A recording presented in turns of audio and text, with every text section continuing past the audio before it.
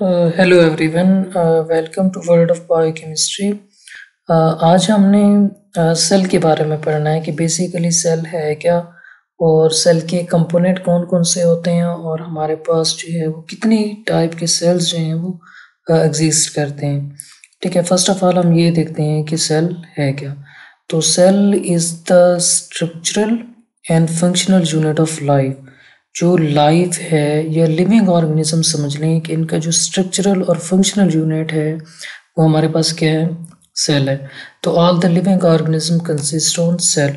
तो cells combine together to form tissues in multicellular organism. जैसे कि हमारे पास ह्यूमन है तो बहुत सारे सेल्स जो होते हैं वो कंबाइन होकर क्या बनाते हैं, टिश्यूज बनाते हैं। तो these tissues perform different structural functions, structural and functional role in our body. ठीक है, तो बेसिकली कोई भी चीज़ है उसका एक यूनिट होता है, उसकी एक बेस होती है जहाँ से वो चीज़ आगे इम्प्रूव करती है, आगे बढ़ती है और आगे एक फाइनल फॉर्म के अंदर आती है।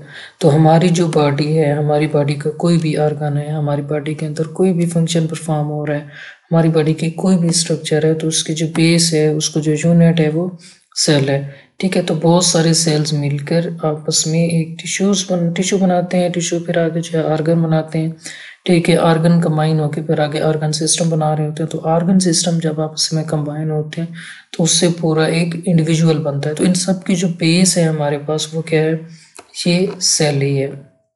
ठीक है, तो नेक्स्ट हमारे पास है सेल थ्योरी। सेल थ्योरी ये सेल से रिलेटेड इंफॉर्मेशन इसमें कंबाइन की गई है कि बेसिकली सेल होता है और इसकी आगे क्या काम है। ठीक है, उसके बारे में बताया गया। तो all the living organisms are consist on cell. ठीक है, तो कोई भी ऑर्गेनिज्म है, लिविंग ऑर्गेनिज्म है, वो सेल के ऊपर ही मुश्तमिल होगा। तो सेल के बगैर लाइफ, मतलब किसी के अंदर अगर सेल नहीं है तो वो लिविंग ऑर्गेनिज्म उसको नहीं कह सकते। इसलिए हम वायरस जो होते हैं, वायरसेस को लिविंग ऑर्गेनिज्म कंसीडर नहीं करते हैं क्योंकि वो एक ए सेलुलर एंटिटी होती है। ठीक है, वो सेल्स के ऊपर मुश्तमिल नहीं होती है। तो all the cells originate from the other cells. तो मतलब जो प्रीवियस सेल्स होते हैं, जो पहले एग्जिस्ट कर रहे होते हैं, उनसे ही नए सेल्स बनते हैं। ठीक है, ऐसा नहीं है कि हम कहीं और तरबियत से चाहे को तैयार कर लें। तो ऑलरेडी जो एग्जिस्ट सेल्स होते हैं उनसे ही क्या होते हैं, नए सेल्स ओरिजिनेट होते हैं। तो cells is the basic unit of structure and every function of life. यानी कि लिविंग ऑर्गेनिजम्स जो हैं उनका जो स्ट्रक्चरल और फंक्शनल यूनिट है वो बेसिकली क्या है, सेल ही है। ठीक है, तो नेक्स्ट हमारे पास ये है कि सेल के जो कंपोनेंट हैं वो कौन कौन से होते हैं। बेसिकली हमारे पास सेल्स के जो हैं वो 3 कंपोनेंट होते हैं। ठीक है, मेजर जो हैं वो 3 कंपोनेंट होते हैं। वैसे तो सेल के बहुत सारे कंपोनेंट होते हैं लेकिन इनके जो मेजर हैं वो हमारे पास 3 कंपोनेंट है। एक है इसकी आउटर मेम्ब्रेन, ठीक है, जिसको हम प्लाज्मा मेम्ब्रेन भी कहते हैं, और सेल वॉल भी। कुछ ऑर्गेनिजम्स के अंदर प्लाज्मा मेम्ब्रेन से पहले सेल वॉल भी होती है, जैसे कि हमारे पास बैक्टीरिया है, फंजाई हैं और प्लांट्स हैं। ठीक है, बैक्टीरिया, फंजाई इनके अंदर, लेकिन मोस्ट आर प्लांट्स के अंदर सेल मेम्ब्रेन जो होती है या फिर प्लाज्मा मेम्ब्रेन है उससे ऊपर क्या होती है, एक रिजिड स्ट्रक्चर होती है जिसको हम सेल वॉल कहते हैं। उसके बाद इन मेम्ब्रेन्स के नीचे होता है साइटोप्लाज्म। तो साइटोप्लाज्म एक लिक्विड पोर्शन है। ठीक है, लिक्विड मीडियम है किसी भी सेल्स का। तो उसके अंदर क्या होती है, डिफरेंट सेलुलर ऑर्गेनेलीज होती हैं। ठीक है, जो कि डिफरेंट फंक्शंस परफॉर्म कर रही होती हैं। उसके बाद न्यूक्लियस है। ठीक है, न्यूक्लियस सेल्स का सेंट्रल पोर्शन होता है और इसके अंदर क्या होती है, जेनेटिक इंफॉर्मेशन होती है।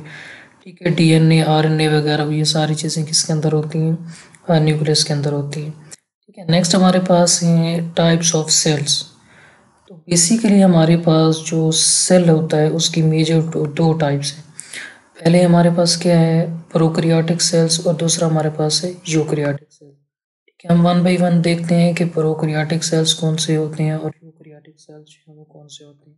तो प्रोकैरियोटिक जो ग्रीक वर्ड है, दिस ग्रीक कैरियन से जिसको एग्जिस्ट किए गए। तो प्रो से मीन पहले और कैरियन से मीन न्यूक्लियस, यानी कि न्यूक्लियस के आने से पहले। ऐसे समझने कि इसका अगर हम फोल्डिंग के थ्रू इनका मीनिंग निकालें इस तरह से होता है। तो वरना इसकी जो डेफिनेशन है वो ये है कि cell which do not possess the true nucleus. तो ऐसे सेल्स जिनके अंदर ट्रू न्यूक्लियस नहीं होता है हम उनको प्रोकैरियोटिक सेल कहते हैं। तो वो ऑर्गेनिज्म जो कि प्रोकैरियोटिक सेल्स के ऊपर मुश्तमिल होते हैं, हम उनको प्रोकैरियोट्स कहते हैं। प्रोकैरियोट्स के अंदर हमारे पास बैक्टीरिया, सियानोबैक्टीरिया और इसके अलावा हमारे पास जो आर्किया हैं वो इस कैटेगरी के अंदर शामिल है। नेक्स्ट हमारे पास है यूकैरियोटिक सेल। यूकैरियोटिक जो सेल होता है उसमें ये भी ग्रीक यू से मीन क्या है, ट्रू, और कैरियन से मीन न्यूक्लियस, यानी कि ऐसे सेल जिनके अंदर ट्रू न्यूक्लियस होता है। ठीक है, तो ये cell possess the true nucleus. वो ऑर्गेनिज्म जिनके अंदर जो यूकैरियोटिक सेल होता है उनको हम क्या कहते हैं, यूकैरियोट्स। और यूकैरियोट्स के अंदर हमारे पास जो है एनिमल्स, प्लांट्स, फंजाई और प्रोटिस्ट वगैरह जो हैं वो शामिल है। तो एक बात और सुनने की, हमारे पास यहाँ पे जो ट्रू न्यूक्लियस और ऊपर इनके अंदर ट्रू न्यूक्लियस होता है, जो पहले प्रोकैरियोट्स है उनके अंदर ट्रू न्यूक्लियस नहीं होता। तो इसका मतलब ये नहीं है कि इनके अंदर जेनेटिक मटेरियल नहीं होता। प्रोकैरियोट्स के अंदर जेनेटिक मटेरियल होता है, लेकिन वो न्यूक्लियर इन्वेलप के अंदर नहीं होता, यानी कि वो न्यूक्लियर बाउंडेड स्ट्रक्चर में नहीं होता, वो डायरेक्टली जो साइटोप्लाज्म होता है उसके अंदर डिस्पर्स होता है। ठीक है, तो ये प्रोकैरियोटिक और यूकैरियोटिक सेल्स का एक मेजर डिफरेंस है। ठीक है, तो this is all about short introduction about the cell, component of cell and types of cell. I hope you understand it.